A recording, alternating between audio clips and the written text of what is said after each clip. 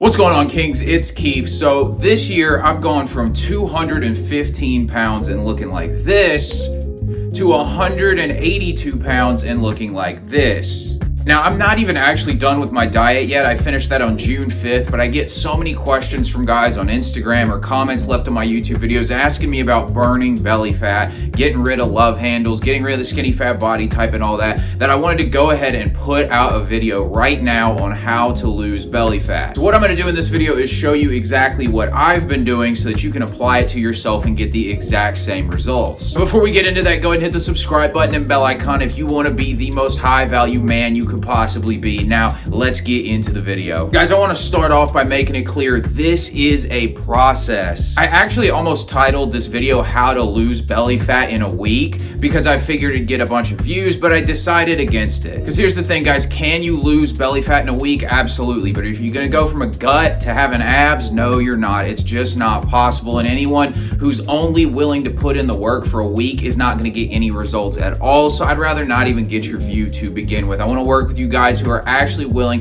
to put in the work to get the body that other people are jealous of because they weren't willing to put in the work. I swear, everybody wants the get rich quick scheme. They want the get abs quick scheme. It's like nobody ever heard of the tortoise and the hare story. You know what I'm saying? Good things take time. You got to put in the work. It's a process, and that's why it's so rewarding at the end. So because I didn't go clickbait on you, my deal to you is you just got to go click the like button so I can get this message out. And if it helps you, share this video with somebody else who needs to get their best body ever. Now, let's get started with the tips. Guys, the key to losing belly fat is really just the key to losing fat in general. Ultimately, it's all the same. Fat is fat. Now, most people keep most of their fat around their belly, and that's why they want to get rid of it around the belly. But some people actually keep more in the chest. That's why they get the man boobs, maybe some more in the back. It really depends on your body. In fact, some people even hold more fat around their organs and things like that. But ultimately, burning fat is burning fat. And the most important thing you can do is be in a calorie deficit. Literally, if all you did was go into a calorie deficit, you would lose a bunch of weight. You would lose your gut for the most part. But here's the thing, if you're not clear on what you're eating and what's in the food and how much of a calorie deficit you're in, you're probably going to either get the skinny fat body type and you're definitely not going to be able to hold muscle. So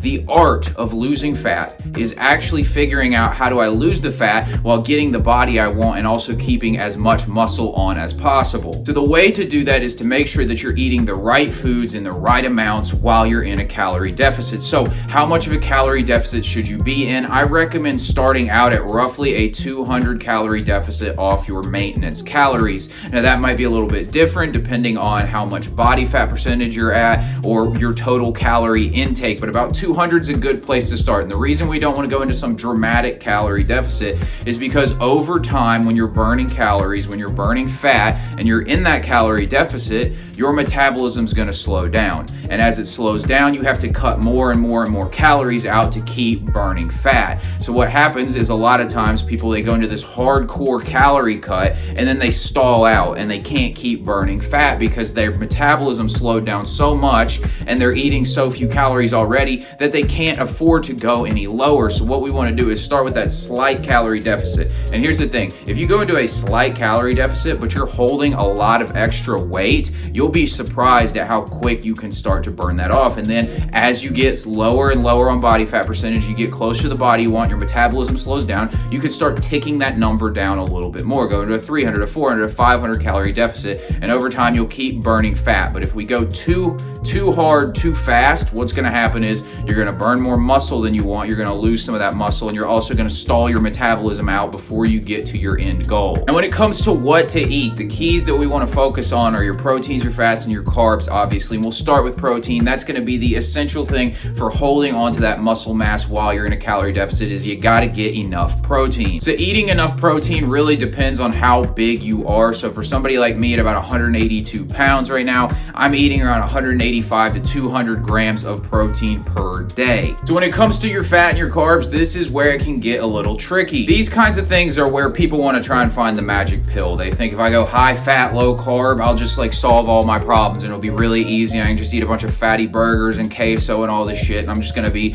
in amazing shape. But it's really not that simple. And what I've found is I can get great results on a high fat, low carb diet, and I can also get results on a high carb, low fat diet. It really depends. Ultimately, these are two go-to energy sources, but you do want to make sure that the fats you're eating and the carbs you're eating are good sources for those things, not just anything, not just a bunch of like fatty fries or, you know, chips or all these kinds of things, sugar, sodas, donuts, right? Like that's a carb and it's got fat in it, but that's not the kind of carbs and fats you want to eat. So you want to make sure that you're eating the right versions of these two things. The one thing I will recommend though is I recommend that if you're overweight right now is you seriously start with a carb reduction. So go down to about 30 carbs per day for the first 2 weeks. This is going to be pretty difficult, but what we're doing is we're getting your hormone levels put back in the right place. Most people eat way too many bad carbs and a lot of sugars, and what happens is their insulin levels get thrown way out of whack, and this causes a lot of issues with your ability to actually burn the energy that goes into your body. So if you want to efficiently burn the carbs that you eat so that you can actually lose more fat, you want to remove them from your diet for a little bit so that your body can get back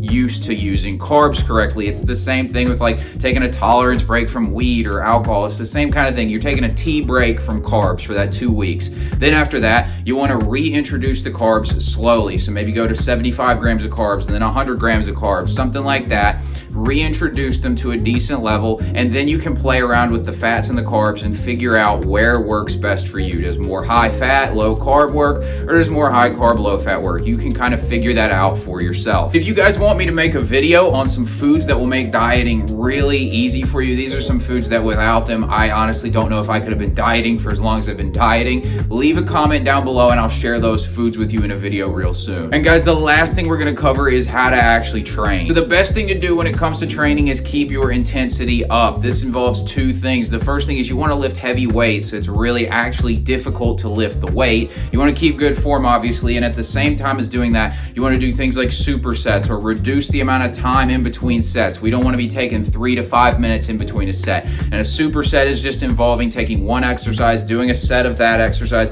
and then immediately doing a set of another exercise. This is going to keep the intensity up, and I've found that for me personally, training heavy and using supersets and high intensity helps me keep as much muscle as possible while burning as much fat as possible. Now, the other thing people want to know about is cardio. When it comes to cardio, what I've been doing is pretty much on my off days, I'll go do some cardio for about 30 to 45 minutes. Really what cardio is just a calorie burn. So if you've already trained in the gym with the weights, you don't really need to be doing cardio. And in fact, it's been shown that if you do that, you start hurting your muscle more than you're helping it. So it's really counterproductive to do cardio on the same days that you're training. So on your off days, maybe do some cardio for about 30 to 45 minutes if that's something you want to do. But honestly, it's not even necessary. It's just something I've personally been doing because I wanted to, but you don't even have to do that to lose weight. That's something new I've been doing. I also recommend you guys do fasted workouts and fasted cardio if you train in the morning. So don't eat anything before you go into the gym and do your cardio, do your weightlifting. Now, if you train later in the day, then fast until about lunchtime. This is just going to help you with the fat burning. I don't recommend doing this all year long, but when you're actually trying to burn fat and lean out, this is a really easy way to do it. By the way, guys, if you want some more personalized help, my one-on-one coaching was in high demand, so I opened up a few more spots for some one-on-one fitness coaching clients, and I also do nutrition programs